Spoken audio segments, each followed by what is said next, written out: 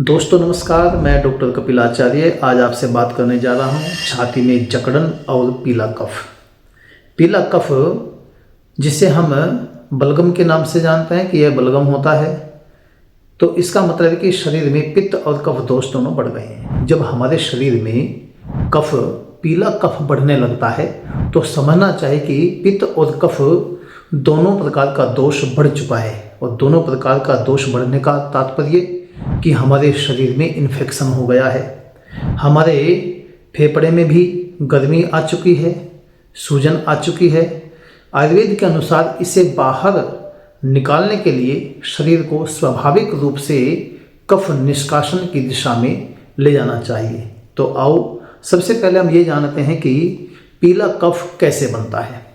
जब शरीर में संक्रमण होता है, इन्फेक्शन होता है, चाहे वह वायरल हो, चाहे वह बैक्टीरियल हो या एलर्जिक हो, क्योंकि तीन ही प्रकार का संक्रमण हमारी बॉडी में आता है, वायरल, बैक्टीरियल और एलर्जिक। तो हमारा इम्यून सिस्टम अर्थात जो हमारा प्रतिरोधक क्षमता है ये हमारी घट जाती है। क्यों घटती है? क्योंकि हमारा वाइट ब्लड सेल्स जो होता है ना, जिसको हम सफ़ेद रक्त कोशिकाएं भी कहते हैं, उस संक्रमण से लड़ने के लिए सक्रिय हो जाती है। इन कोशिकाओं में से एक होती है न्यूट्रोफिल। आपने अनेक बार टेस्ट कराया होगा तो उसमें आता है न्यूट्रोफिल। न्यूट्रोफिल जो बैक्टीरिया को नष्ट करता है। जब ये कोशिकाएं मरती हैं तो उनको निकलने वाला, उनके अंदर से निकलने वाला जो एंजाइम हैं और प्रोटीन हैं वो बलगम में मिल जाते हैं, वो कफ में मिल जाते हैं, जिससे कफ का रंग सफ़ेद से पीला हो जाता है। और पीला ही नहीं, कई बार वह हरा भी हो जाता है। और आयुर्वेद क्या कहता है? आयुर्वेद कहता है कि कफ और पित्त के दोष का असंतुलन ही पीले बलगम की जड़ है। ये पीले कफ को बनाता है। पित्त दोष बढ़ने से उसमें गर्मी और पीलापन आता है। कफ दोष बढ़ने से शरीर में बलगम की मात्रा बढ़ जाती है। इसलिए पीला कफ अक्सर संकेत देता है कि शरीर में अंदरूनी सूजन है अथवा संक्रमण है, इन्फेक्शन है।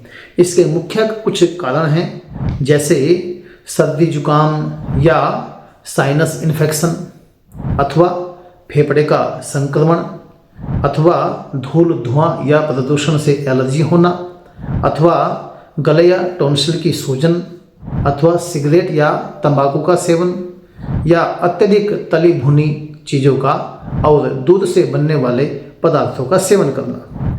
जब पीला कफ हमारे शरीर के अंदर बन रहा होता है तो हमारा शरीर कुछ संकेत देता है। वह क्या संकेत देता है? यदि कफ हल्का है तो शरीर संक्रमण से लड़ रहा है, ऐसा हमें मान लेना चाहिए। यदि कफ गाढ़ा है तो समझना चाहिए कि संक्रमण गहरा हो चुका है, इसी उपाय की आवश्यकता है। आओ हम जानते हैं कि कुछ ऐसे असरदार घरेलू और आयुर्वेदिक उपाय जिनको करने से हम इस कफ की समस्या से, छाती की जकड़न से निजात पा सकते हैं। 10 घरेलू ऐसे असरदार उपाय हैं, आयुर्वेदिक उपाय हैं, जिनके करने से छाती की जकड़न और ये कफ शांत हो जाता है। नंबर 1, तुलसी, अदरक, काली मिर्च। इन तीनों का काढ़ा बना करके हम प्रातःकाल और सायंकाल दोनों समय हम इसका सेवन करें। यह कफ को पतला करके बाहर निकालने में मदद करता है। नंबर 2, शहद और अदरक का रस। 1 चम्मच शहद में आधा चम्मच अदरक का रस मिलाकर दिन में 2 बार लेने से छाती की जकड़न को खोलता है, गले को भी आराम देता है। नंबर 3, वाष्पीकरण, भाप लेना। पानी में थोड़ा अजवाइन डालें और अथवा एक विक्स आता है, वो भी हम पानी में डाल करके 10 मिनट तक भाप लें तो यह फेफड़े में जमा बलगम को ढीला करता है और आसानी से खांसी के साथ में ये इसको बाहर निकालता है। नंबर 4, हल्दी का दूध। हल्दी का दूध भी रात को गुनगुने दूध में आधा चम्मच अथवा आधे से कुछ चम्मच डाल करके पीने से यह कफ और सूजन को दोनों को कम करता है। ये बहुत उत्तम औषधि है। नंबर 5, हल्दी और शहद वाला गुनगुना पानी। हाँ, यह हमारे इम्यूनिटी सिस्टम को बढ़ाता है, कफ को चिपचिपाहट कम करता है। सुबह खाली पेट यह लेना सबसे अच्छा माना गया है। नंबर 6, मुलहटी।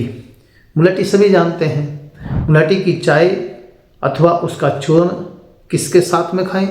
हम शहद के साथ में सेवन करें, यह भी हमारे कफ को आसानी से बाहर निकालता है। नंबर 7, त्रिकटु चूर्ण।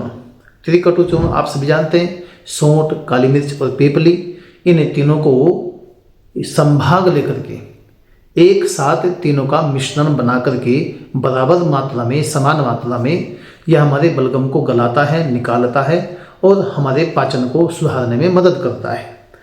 तो यह भी उत्तम औषधि है। नंबर 8, प्राणायाम। अनुलोम विलोम, भस्त्रिका और कपालभाति करने से फेफड़ों में जमा ठंडक और कफ, यह दोनों को बाहर निकाल देता है। नंबर 9, गर्म सूप। हम जो सूप पीते हैं, वेज सूप पिए या टमाटो सूप पिए, किसी भी प्रकार का हम सूप पीते हैं, अथवा हम अपने घर पे भी बना सकते हैं टमाटर का, जिसमें हम काली मिर्च, अदरक, नींबू डाल कर लें, यह भी हमारा कफ को निकालने में मदद करता है। और एक हमारा चूर्ण होता है जिसे हम शीतोपलादी चूर्ण कहते हैं। शीतोपलादी चूर्ण बहुत उत्तम औषधि है, सभी जगह उपलब्ध है। शीतोपलादी चूर्ण आधा चम्मच हम 1 चम्मच शहद के साथ में दिन में 3 बार इसका सेवन करें। छोटे बच्चे हैं तो वह इसकी मात्रा कुछ कम करें। हर 4 घंटे में थोड़ा थोड़ा करके हम बच्चों को दें, क्योंकि बच्चों को बहुत ज़्यादा कफ की शिकायत रहती है, उनको बलगम की शिकायत रहती है, उनको नज़ला जुकाम भी जल्दी होता है। तो शीतोपलादी चूर्ण भी इसमें बहुत ही कारगर होता है। इन उपायों को करके हम अपने छाती की जकड़न जैसी समस्याओं से निजात पा सकते हैं।